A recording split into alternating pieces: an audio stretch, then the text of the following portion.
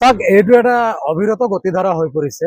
বিগত দিনতো অসমৰ বিভিন্ন প্ৰান্তত প্ৰশ্নকাকত ফাদিল হৈছে, অৰ্থাৎ ছাত্ৰ ছাত্ৰীসকলৰ জীৱনক লৈ হেতালি খেলা পৰিলক্ষিত হৈছে।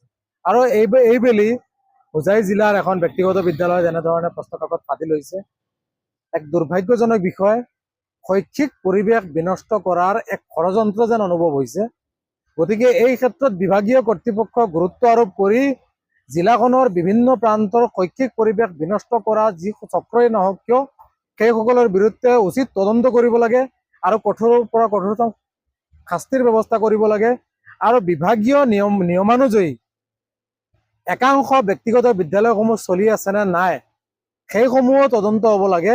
আৰু উঠি অহা প্ৰজন্মৰ মাজত যাতে শিক্ষাৰ দিশত যাতে বক্ৰপথেৰে যাতে ছাত্ৰ ছাত্ৰীসকল পৰীক্ষা দি পাছ কৰিবলৈ ইচ্ছা নকৰে বা এনেধৰণৰ পৰিৱেশ যাতে গঢ় লৈ নুঠে তাৰ প্ৰতি লক্ষ্য ৰাখি বিভাগীয় কৰ্তৃপক্ষই কঠোৰ পদক্ষেপ ল'বলৈ আমি আমচুৰ ফালৰ পৰা আহ্বান জনাইছোঁ।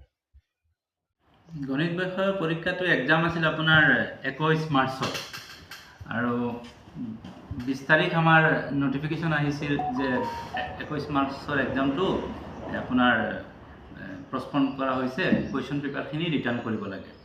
আৰু আপোনালোকে জানে যে আমাৰ দুটা কেম্পাছ আছে, চাচ ইণ্টাৰনেশ্যনেল মডেল স্কুল বৰহাউৰ আৰু চাচ মিছন 50 নীলবাগানত। আৰু এইবাৰ ফাৰ্ষ্ট টাইম আমি চেণ্টাৰ পাইছিলোঁ ফাৰ্ষ্ট ইয়াৰৰ।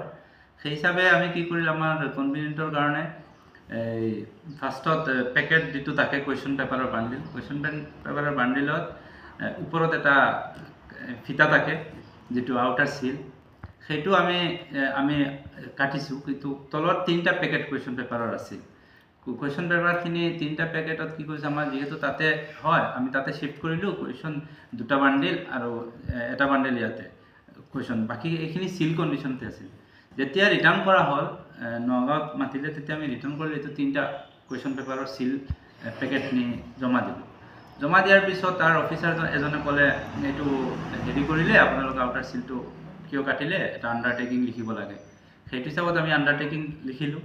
আৰু সেই সময়তে ছাৰজনে ক'লে এইটো হেৰি কৰিব নালাগে কিয়নো ভিতৰৰখিনি এনেকুৱা খুলিবও পাৰোঁ। তেতিয়া অফিচাৰ এজনেও চাই এইটো টেপবিলাক কেনেকুৱা খুলে, এনেকুৱা খুলিলে তেওঁ তাতে খুলি তাৰপিছত সেইখিনি তাতে ৰাখিলে আৰু আমি আহিলোঁ। তাৰপিছত আজি হেৰিটো পালোঁ। তো সেইটোৱে মেইন। শিক্ষা বিভাগৰ ফালৰ পৰা আপোনালোকৰ বিৰুদ্ধে গোচৰ ৰুজু কৰিবলৈ বা বিভাগীয়ভাৱে ব্যৱস্থা গ্ৰহণ কৰিবৰ কাৰণে ইতিমধ্যে নিৰ্দেশ দিছে, কি ক'ব? মই ৱেলকাম জনাম, কিয়নো যিজনে য'ৰ পৰা লিক হৈছে সেইটো ওলাব লাগে। আৰু আমাৰ 2টা য'ত কুৱেশ্যন পেপাৰ ৰখা থাকে 2টাতে CC কেমেৰাও আছে। মই বিচাৰিম তেওঁলোক আহক, আমাৰ ইয়াতে ইনভেষ্টিগেশ্যন হওক। আৰু কিয়নো আমি নিৰ্দোষী, আৰু এটা মিষ্টেক হৈছে SOP যিটো ষ্টেণ্ডাৰ্ড সেইটো নিশ্চয় আমি ভায়োলেট কৰিছোঁ, কিয়নো আউটাৰটো আমাৰ কনভিনিয়েণ্টৰ কাৰণে কাটিছিলোঁ, আমি ভবা নাই যে এনেকুৱা হ'ব। আৰু মইতো তেওঁলোকক হেৰি কৰিম, আহক ইনভেষ্টিগেশ্যন হ'ব লাগে, কোনো অসুবিধা নাই। ইনভেষ্টিগেশ্যন হ'লে আপোনালোকৰ ফালৰ পৰা পূৰ্ণ সহযোগিতা থাকিব? 100% থাকিব, কিয় নাথাকিব। আমি এডুকেশ্যনৰ লগত থকা মানুহ, এইটোতো সহযোগিতা থাকিবই। আপোনালোকৰ মানে 2টা কেম্পাছৰ কুৱেশ্যন পেপাৰ একেলগে আহে, বেলেগকৈ নানে? বেলেগকৈ নানে।